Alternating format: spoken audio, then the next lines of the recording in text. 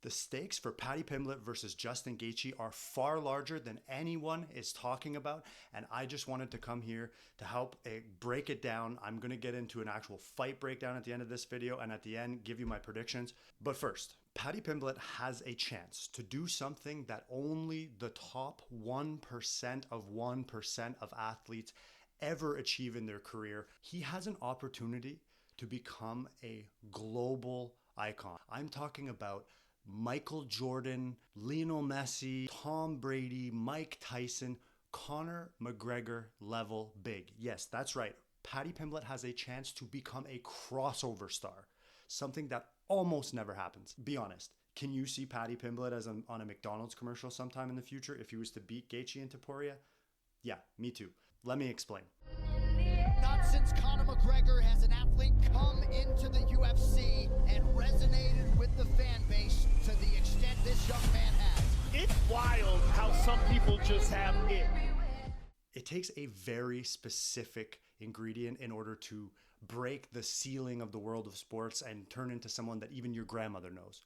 The thing that Paddy Pimblett has that is super rare is the guy is absolutely dripping with charisma. Every time he talks into a microphone, it is a viral moment. You know me saying, lad, I'm a scouser. We don't get knocked out. And it all started at home.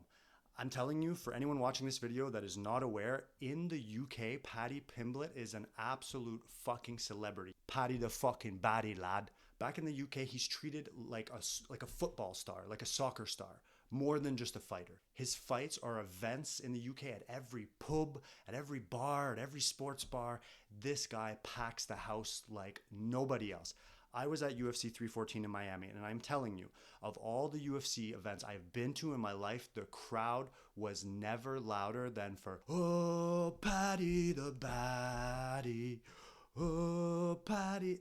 Kaseya Center in Miami had a contingent of people who traveled all the way from the UK, spending over 5,000 pounds, 9-hour flight to get to Miami just to watch this kid fight. But you might be thinking, okay, who's this jackass that's telling me that Paddy Pimblett's going to be as big as Michael Jordan? I'm not exactly saying that, but I'm saying that he has the potential to be. However, there are some missing ingredients and criticism, which is valid. Of the great Paddy Pimblett. I'm joking, he's terrible. He's awful. He can't fight. He's just terrible. He can't strike at least. Listen, his jiu-jitsu may be good, but this guy can't strike. At this point, for Paddy Pimblett's star to rise to the heights that I'm suggesting, he needs a signature win. He has so far had cakewalk matchups. The UFC knows that he's such a big draw, so they've intentionally padded his record, giving him fighters that they know he can beat. There are very valid criticisms to be made about the resume of Paddy Pimblett at this time. Jared Gordon, he clearly lost that fight. There's no other way to say it. I'm not going to fucking sugarcoat it. Paddy did not win that fight. You didn't lose that fight. And it annoys me to hear you say that you lost. You did not lose that fight. 3 people thought. Well, you know what on I mean? paper, I know, I get it. Fuck that paper. Sweeping up a 40-year-old Tony Ferguson, I don't know how much credit we need to give him for that. And then lastly, putting King Green to sleep. Okay, cool, good performance. But at the end of the day, another aged veteran who was there just as a tune-up fight. I hear the criticism and I get it. It's valid. The thing is, this fight with Justin Gaethje, on its own, if he wins, is not enough to vault him up to the top of the mountain. But it will set up perfectly a fight that will. Do we think Paddy Pimblett has what it takes to compete against the elite of the elite in the UFC? Justin Gaethje is that first real test, and we're going to find out. On that note, let's look at the fight itself. I'm going to break it down. First off, another thing that no one's talking about, but like the stakes for Justin Gaethje in this fight are just as big as for Paddy Pimblett. This is part of what makes this such a compelling fight to begin with. Gaethje is 9-5 in the UFC. With the loss here, he's 9-6. He'll never sniff another title fight. So for that reason alone, you know that he's going to take this as serious as any fight in his career. But on the technical side, Paddy's performance in the octagon is like a milkshake. It's all over the place. I mean, this guy's a sloppy Joe. During his fights, you hear the announcers say over and over ad nauseum that he leaves his chin in the air. I don't think that's the largest problem. And here's the thing. When he fought Jared Gordon, he ate left hooks every 30 seconds. But it was clear he didn't respect Jared Gordon's power. Same thing with Tony Ferguson. He didn't have anything to really fear coming back at him. So he was able to just, throw wild looping shots. The problem is he's been doing that his entire career. And he goes out there, throws a punch, and then just leaves his arm extended and doesn't pull it back. It's not just the chin high, there's never any head movement. There's never any ducking or moving. The other thing is his exits from his punches are honestly Bush League. Like, the guy goes out there, throws a 1-2-3, which, he's got a nice 1-2 at times, but then when he's done throwing, he just steps back, hands down, head up, no defensive positioning. That will get him caught. And again, against Jared Gordon, didn't matter. Against Tony Ferguson, didn't matter. King Green, he picked his shots a little bit more, but if you go in throwing wild looping shots against Justin Gaethje, you better fucking believe he's going to stand there, take it, and return it right back to you. The book is still out on whether or not Scousers can get knocked out. The thing is, everyone talks about Paddy being a grappler. And don't get me wrong, his jiu-jitsu is great, especially if he's able to take the back. He can pass guard well. He's savvy when he gets to the ground. If I had to give him anything, his largest strength, I would say is scrambles. So when shit gets all over the place, he's very comfortable finding where he wants to be as the next position and moving up the chain. The problem is, I haven't seen terribly great wrestling from him. Rarely see him shoot for doubles. If he gets you on the fence, sure, he can get a single leg. He can get little inside trips. I've seen some judo throws from him in Cage Warriors.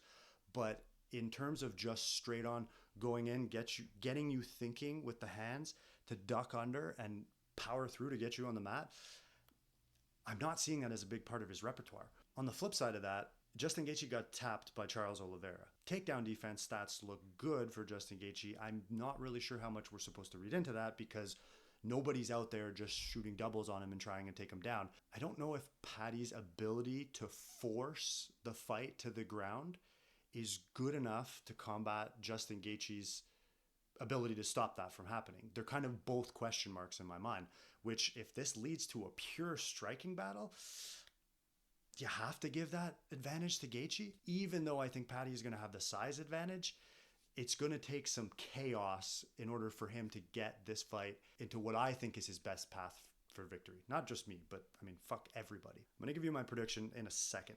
But first, I just want to talk about a hypothetical universe, a thought experiment. If Paddy is able to finish or spectacularly submit Justin Gaethje, it sets up with the fight with Ilia Topuria with more than just a belt on the line. It would quite literally be the fight for the most popular fighter in the UFC. And as I already mentioned before, Paddy has all of the extra intangibles, the charisma, the ability to talk, the blonde hair, blue-eyed, beetle haircut. As a matter of fact, I would even posit a theory that if Paddy Pimblett wins his next 2 fights in a row, we might see him become the first fighter since Ronda Rousey to make an SNL appearance. So who am I picking in this fight? Honestly, my head says Justin Gaethje. Watching the film, analyzing the techniques, looking at the strengths and weaknesses of each fighter, I don't see Paddy Pimblett being able to force his arms around Justin Gaethje and pull him down to the mat and keep him there and get his back and get him into a position where he can submit him. However, I think Paddy Pimblett has something that Justin Gaethje can only dream of having: big dick energy.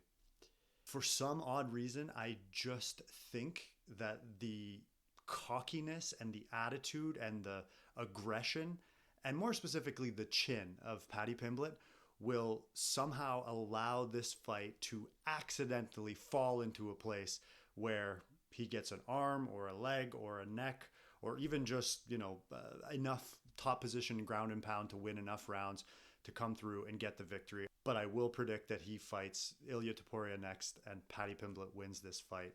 Anyways, guys, that's it for my breakdown. I am making a concerted effort to keep the value of this channel high.